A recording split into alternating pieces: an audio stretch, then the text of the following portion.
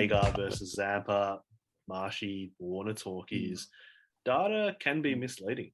I feel like there is definitely a shift in the educational profession towards, using data to inform our judgments and to inform our teaching and the students' learning. And look, I see some merits to it. But at the same time, I just feel like I like that word context. I think you guys have both touched on it. I think students aren't numbers, Hilson. Students aren't, they're people. Yeah, absolutely. It's really interesting. Like if you guys ever have the chance to, just head onto the ASA website or whatever website hosts the PAT testing data, because I've been on the last week looking at the tests, and you can actually pull up the students' data set.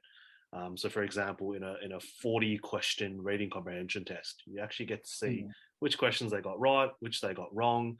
You get to see like a broad stroke, holistic overview of the patterns in which they exhibited in the correct and incorrect responses. Like this student got most of the answers correct in the persuasive article, but when they were reading a fictional narrative, they got most of the questions wrong. And you also get to see, great. It's really interesting. So it informs a lot of the conversations that I'll have with my kids in the last couple of weeks of term. So, hey, did you notice that in your PAT test you really struggled with narratives? And obviously, there's lots of room for improvement there, but maybe that means over the summer, you borrow a couple books from the library and you do a bit of extra reading. Maybe set yourself some goals, and maybe we can co-construct some goals around making better inferences, interpreting text. So I think the context of data is really, really important, because it's really easy to look at a number and go, that explains everything. But when you really unpack it, so much more rich detail comes from it.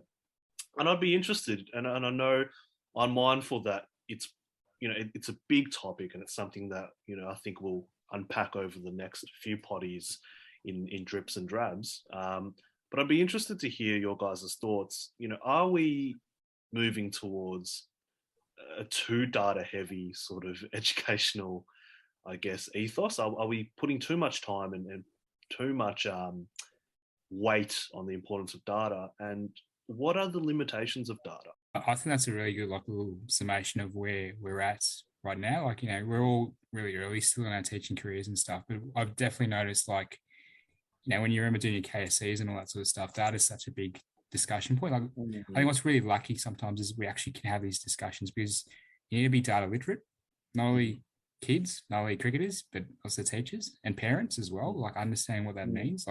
There's nothing more frustrating than, did you read the first page of the report, because it tells you what this all means, that sort of situation as well. I think data has a really short lifespan as well. You tell your students your ATAR is only useful for 12 months, right? Agar's average, Mitch Marsh's average, Warner's strike rate, they're useful for a certain amount of time. I mean, over a body of work, it's awesome, but let's keep everything in context as well. And I think it's also know your kid and know your student. I often tell kids, if they want to know about their data, and we go through parent teachers or any sort of just a little chat, mate, that's your data. That belongs to you. As much as, we all love to have Bradman's average, whatever average you get, that's yours. And that's something to start unpacking. I loved how you started unpacking with that discussion about the PAT and the English and where it goes. Cricketers do it all the time. Which is the most common mode of dismissal? Finchy, aim for his pads every single time. Some of the ones there's a couple of cricketers currently Warner, you just bowl that sort of stuff. That's all that sort of stuff that, you can be very specific. So it's, I got really frustrated a long time ago. I collected all this data, wasn't using it. And now it's sort of let's use it. Because we collect it, but we have to have that conversation about use. I'm sure you boys have done pre-tests and haven't used it. And it's and then you've done a post-test. I'm just let's see the growth, and that's awesome. Let's see the growth. But what about which questions did you improve on? Because sometimes the final percentage, I don't give my kids back a percentage. I get them one to calculate because it's fun, easy maths, right? Fingers crossed. But also two, as soon as they see the percentage, it's sort of let's give you a bit more context behind it.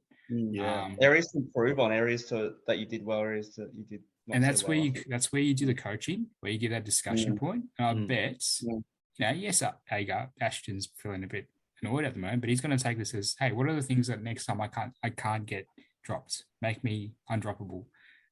Mitch Marsh actually is an example of someone that did get dropped, came back. He's batting 3 now.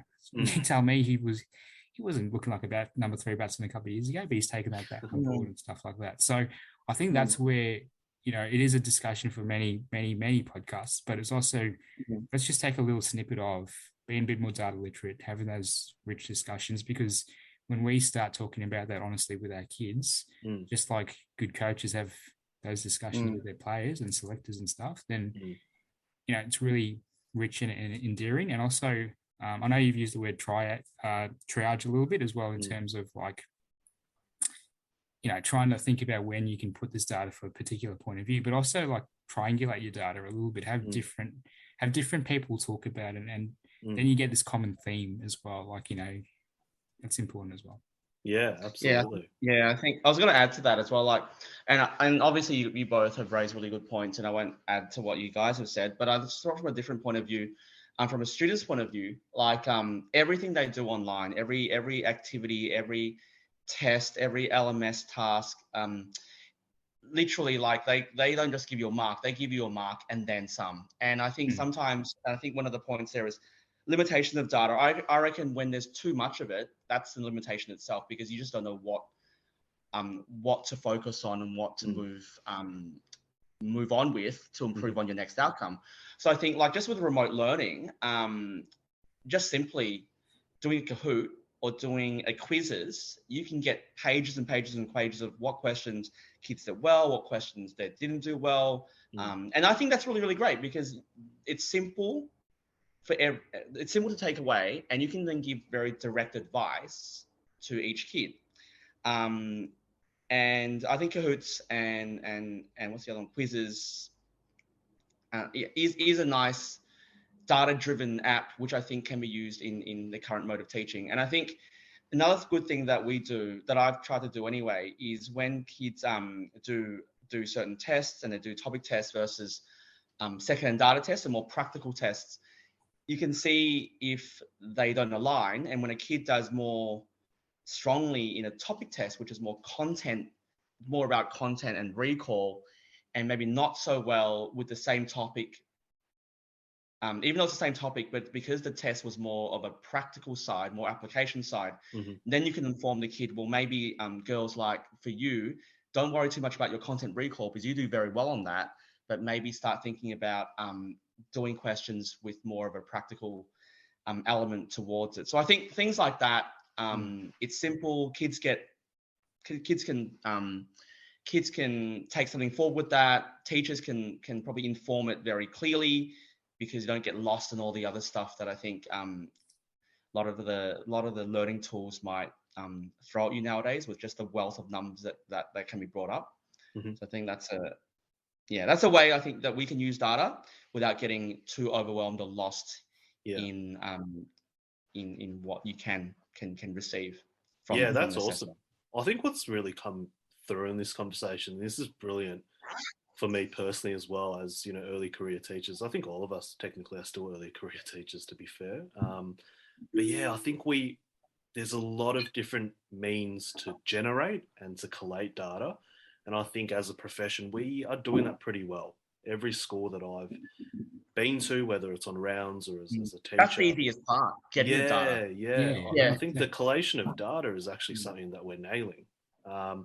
It's interesting, though. It must be... I reckon personally I've got to take the next step as well. Because you're right, George, when you said, I remember my first year, I had spreadsheets and spreadsheets of data. Did I actually do anything with them? Did I call you Rick Finlay? Did I say that out loud, or did I not say? Oh, mate. Like, I just had so much data, and it was really interesting at the end of the year going back through them. It's like, I probably wasn't very productive with all this data.